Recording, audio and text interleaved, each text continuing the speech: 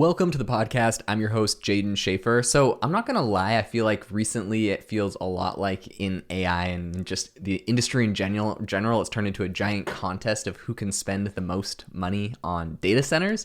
I think it makes sense from a logical perspective, right? Basically, the more data centers you have, you have more compute, and the more compute you have, your AI systems get better. And if you have a better AI system, you're ultimately going to, get the most customers, and you're going to be like the king of the AI era of, the tech era of AI. So I think it makes a lot of sense. And that logic, though, I do think it has some limits in a lot of different industries. Your long-term success is still going to come down to how much money you make and if you're making more money than you spend. So I think right now we have this kind of interesting moment where with big tech, the compute, you could call it an arms race, but it's basically everyone is spending insane amounts of money, and that's sort of what is dictating who's going to be the winner. So if that is the game, though, I think right now Amazon is definitely in the lead. So today on the podcast, I want to break down recent earnings reports from Amazon, and also want to talk a little bit about Google and Amazon and how they are spending on CapEx, because it is absolutely insane. Before we get into all of that, I wanted to make a huge announcement about my own startup, which is AIbox.ai. We've just for the first time ever added a bunch of new pricing tiers, which is basically the ability for you to get more credits and in some cases for less money. So for the first time ever, we've just launched a $9 a month tier. So for $9 a month, you get access to over 40 of the top AI models, everything from Anthropic to Cohere to DeepSeek to Google to Meta, Mistral, OpenAI, Perplexity, Qwen, X, tons of cool image generators like Black Forest Labs, Ideogram, and of course, 11 Labs and OpenAI's text-to-speech audio models. You get all of that for $9 a month instead of having $20 a month subscriptions on Anthropic and OpenAI and a dozen other platforms.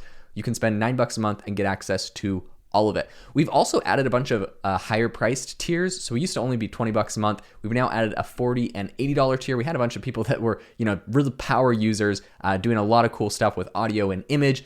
And so now you have the ability to get higher tiers if you want more tokens, more credits, especially once you start building things on the builder, automating a lot of your workflows. So there's some really exciting stuff. If you want to go check it out, get access to all of that, go check out AIbox.ai. You can now get a $9 a month tier and also $40 and $80 a month tiers for more tokens. I'll leave a link in the description to AIbox.ai.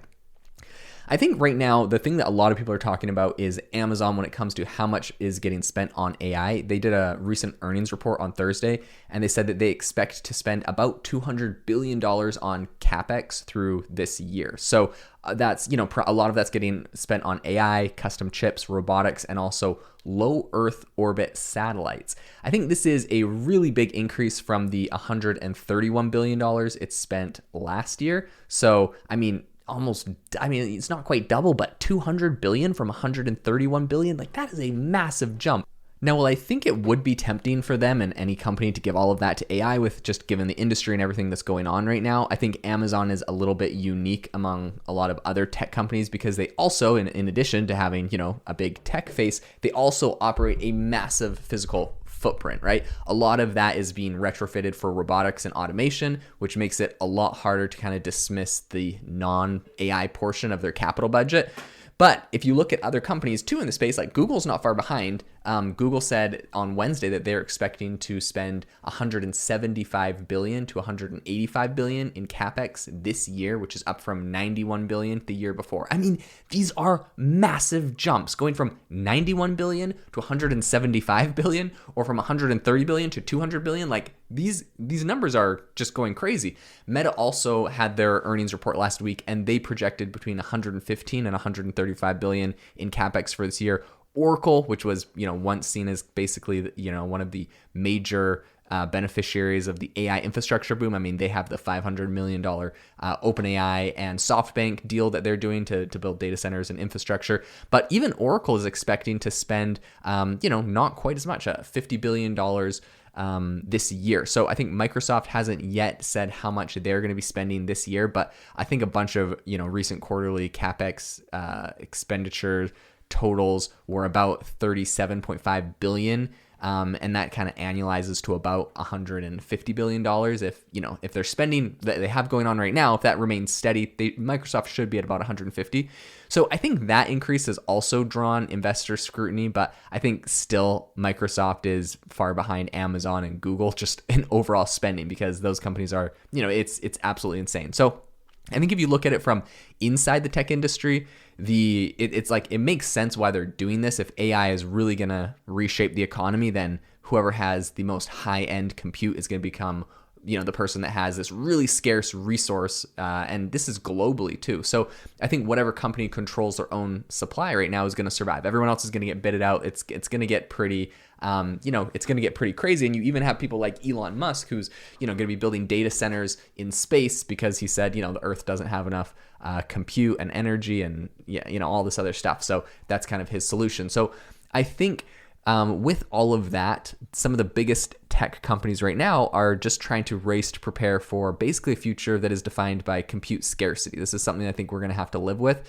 Investors are, not very enthusiastic about this, because basically every company is making all of these massive commitments, and all of them, after doing that, they've all seen their stocks drop following their earnings reports. I think the steepest decline was coming from the people who said that they were going to spend the most amounts of money. So it feels like investors are, kind of rolling their eyes like, oh man, do we really need to spend all that? It feels like a risk.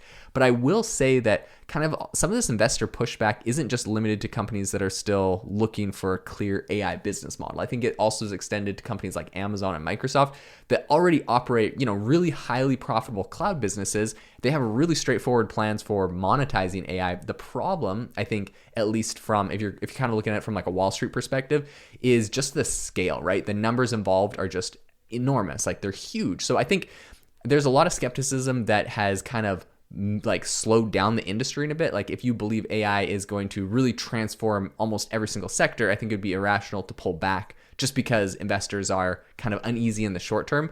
So I think like that's one side of it, but I think still a lot of these big tech companies are now kind of getting a lot of pressure to justify, or maybe at least soften, some of the optics of their spending. Amazon's cloud business is, kind of explaining why their company is willing to push so aggressively. AWS ended 2025 with the strongest quarterly growth rate in more than 3 years. So in the fourth quarter, AWS generated $35.6 billion in revenue. That is a 24% year over year increase, and it's the fastest growth in 13 quarters. So basically that puts AWS on an annualized revenue run rate of $142 billion. I think operating income for the segment, that particular segment, also rose. It went up to about 12.5 billion in the quarter from 10.6 billion a year earlier. So these things are growing so fast. During the whole earnings call, the CEO Andy Jassy, he was kind of emphasizing just the significance that of that growth and how it's scaling. I think growing 24% on a $142 billion run rate is just, this is way different than just posting higher percentage growth of a much smaller base, right? Like, you see a small company and it's like, oh, wow, this company, doubled in size this year. That sounds phenomenal. But like, if you can grow 24% on $142 billion, that is huge. So he was arguing in his call that AWS is going to continue to add more incremental revenue and capacity than any other competitor. And I think they are just, by and far, they're one of the leaders in the space. I think they've done a lot of really smart investments into Anthropic, for example, giving them, in the early days, $4 billion. They keep investing into them. And of course, a lot of that investment is contingent on them coming back and spending with AWS. So I think their growth is looking really good. And I think a lot of the growth that they saw, that 24%, was part of a whole bunch of new agreements with big companies and government customers. I think Salesforce, BlackRock, Perplexity, and the US Air Force are all new customers making new deals with them. Something else that their CEO was pointing out is that more of the top 500 US startups rely on AWS as their primary cloud provider than on the next two providers combined. So in the fourth quarter alone, AWS actually added more than a gigawatt of power capacity to their data center network, and a gigawatt is like really, really impressive. So according to them, a huge chunk of AWS demand is still coming from their enterprises, which are migrating infrastructure from on-premise systems to the cloud, which, I think this is a trend that you'll continue to see. A lot of people used to run their own, run all of their own compute and data centers and stuff like that. And they would do it at their, headquarters or, in some sort of data center. And a lot of them are just moving it over to AWS to have them manage it. I think at the same time, AI workloads are also increasingly reinforcing like why these companies need to move to the cloud, because they just don't have the resources to do it on site. I think a lot of customers are running really large AI models on AWS, and they kind of expect that their broader cloud footprint needs to expand. AWS accounted for 16.6% of Amazon's $213.4 billion in total revenue in the fourth quarter, which I think shows it has it's a huge chunk of the company's future. But I mean, 16% isn't everything. Obviously, Amazon is still doing a lot of revenue from other segments. But even with all of that revenue and all of that growth, I think that still wasn't enough to calm down some of their investors, because after the whole earnings call, Amazon shares still fell about 10% after hours, as the market was kind of reacting to this really aggressive capital expenditure plan. And also they had a miss on earnings per share expectations. So even though, AWS might be outperforming, other areas were not. And so I think from now, basically Wall Street is telling Amazon, even when the business fundamentals look really good, I think there's still a limit to how comfortable investors are with spending hundreds of billions of dollars on a future that hasn't yet fully arrived for the company. I think, AI definitely and a lot of these, data centers and all these things are a huge part of the future for Amazon. But, today they're making a lot of money from other areas as well. So I think Wall Street wants to still prioritize a lot of those segments. It'll be interesting to see, but we see Amazon, Google, and so many others spending a lot of money. It's going to be interesting in 2026 to see some of those build outs and how that fares for a lot of these companies. Thanks so much for tuning into the podcast. If you enjoyed this episode, make sure to go check out AIbox.ai. We have our brand new $9 a month plan. If you haven't signed up before, this is an absolute no-brainer. For $9, you get access to over 40 of the top AI models in one place. Anytime a new model comes out that you want to test, head on over and you get access to comparing side by side two different responses from ChatGPT versus Anthropic or versus Google Gemini or versus Grok or any other model. It's an awesome place to keep all of your AI stuff in one spot. So links in this description to AIbox.ai, and I will catch you in the next episode.